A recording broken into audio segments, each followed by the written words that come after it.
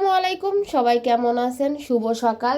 মেয়েকে নিয়ে বসে গেলাম নাস্তা খেতে, চা আর বিস্কিট খেতে। সকালবেলা মেয়েকে বলেছে আজকে ঘুম থেকে দেরি করে উঠবা না, আজকে তাড়াতাড়ি উঠবা, আজকে মা মেয়ে মিলে ছাদে বসে বিস্কিট দিয়ে চা খাবো।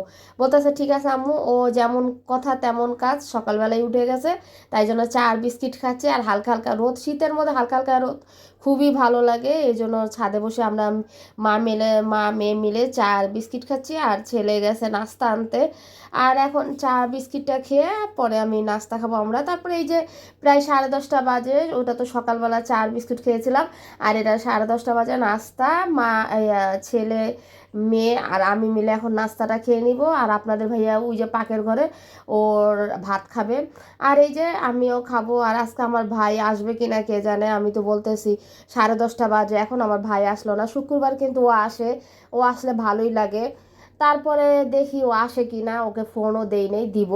আর এখানে আমরা নেহারিয়ার পরোটা খেয়ে নিচ্ছি। নেহারিয়ার পরোটাটা খুবই মজা, কিন্তু যে আমাদের এখানকার ইয়াটা মজা আছে, কিন্তু নেহারি এখন খালি নল্লি দিছে, নল্লি কি একটু ইয়া দিছে, হাড্ডি দিছে, এটা কিছু করার নেই। তারপরে এই যে আমি ফ্রিজ থেকে বের করে নিছি মুরগি, 2 পদের মুরগি বের করে নিছি ফার্মের, আর কোক মুরগি। এখানে পোলার চাল, রোস্টের মশলা, গাজর সব কিছু নিয়ে আসছি।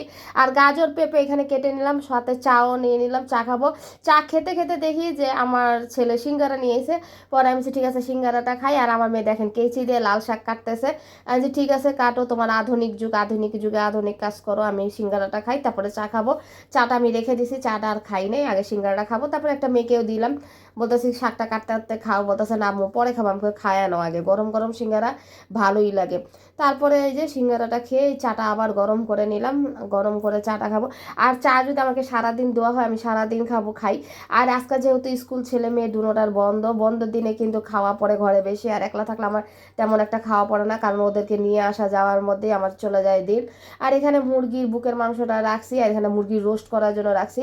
আর ওটা সবজি দিয়ে রান্না করব, বুকের মাংস দিয়ে মুরগির গোস্ত দিয়ে। আর এখানে মুরগির গোস্ত রোস্ট বানাবো, এই জন্য তেল গরম দিয়ে দিছি। এই যে বুকের মাংসটা রাখছি সবজি দিয়ে রান্না করার জন্য। আর এখানে তেল গরম করে তারপরে এখানে আবার পেঁয়াজও করতেছে, ওই চুলায় তেল গরম করে এই যে মুরগির রোস্টার জন্য ভাজতে দিছি। আর ওইটার মধ্যে ওই চুলার মধ্যে মানে তাড়াতাড়ি করতেছি, তারা শুক্রবার দিন বেলা চলে যায়। আর উঠেছি তো শুক্রবার দিন ঘুম থেকে একটু দেরি করে উঠা হয়, আজকে তাড়াতাড়ি উঠেছি। তারপর একটু টাইম স্পেন্ড করলাম, মেয়ে মিলে ছাদের মধ্যে বসে চা খেলাম বিস্কিট দিয়ে, এই জন্য একটু দেরি হয়ে গেল। তারপরে যে মুরগি রোস্ট করার জন্য মশলা যা লাগে সব কিছু দিয়ে দাগানি করে নিলাম এই যে। আর এখানে মুরগির তরকারি প্রায় হয়ে গেছে, ওটা ফার্মের মুরগি। আর এখানে কোক মুরগি রোস্ট করার জন্য নিয়েছি। তারপরে এখানে ভালো মতো মশলাটা মাখায় কষায় নিলাম। আর এখানে দুধটাও জাল দিয়ে গরম গরম উষুম পানি দিয়ে রেখেছি, মুরগি রোস্টটা দিয়ে তারপরে দিব, দুধ দিব। আর খুবই সুন্দর হয়েছে আমার মুরগি রোস্টটা। আমি কিন্তু 2টা রান রেখেছি ছেলে আর মেয়ের জন্য। আর এগুলি পিস পিস করে নিছি। আমি জানি মুরগি রোস্টে কিন্তু পিস করে না, তারপর আমি ছোট ছোট পিস করে নিছি কেন, কারণ মশলাটা যেন ঢুকে ভালো মতো করে। আর মুরগির রানটা রেখেছি ছেলে আর মেয়ের জন্য, ওরাই খাবে বেশিরভাগ। আর আমার ভাই যদি আসে, আমার ভাই তো এখনো আসতেছে না, বুঝতেছি না আসবে কিনা। তারপরে এই যে আমি দুধটা দিয়ে দিলাম মুরগির রোস্টের মধ্যে, খুবই সুন্দর হয়েছে মুরগির রোস্টটা, কালারটাও খুবই সুন্দর হয়েছে। তারপরে কাঁচামরিচ ওপর দিয়ে তারপরে হালকা ঢেকে দিব এখানে। আর আমার এখানে মুরগির তরকারির মধ্যেও দিয়ে দিলাম।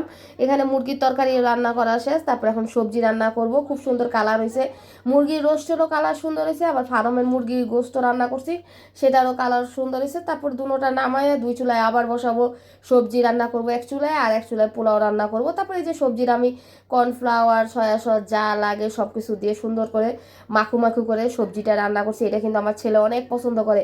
আমার ছেলে কিন্তু এমনি কোনো কিছু খায় না, মানে ঘরে ভাত দিয়ে, কিন্তু এই সবজিটা খুবই পছন্দ করে, ও পোলাও দিয়ে খেতে পছন্দ করে, এই জন্য রান্না করছে। আর সাদা পোলাও রান্না করলাম, পোলাওটা খুব ঝরঝরা হয়েছে, আর কালারটা খুবই সুন্দর হয়েছে।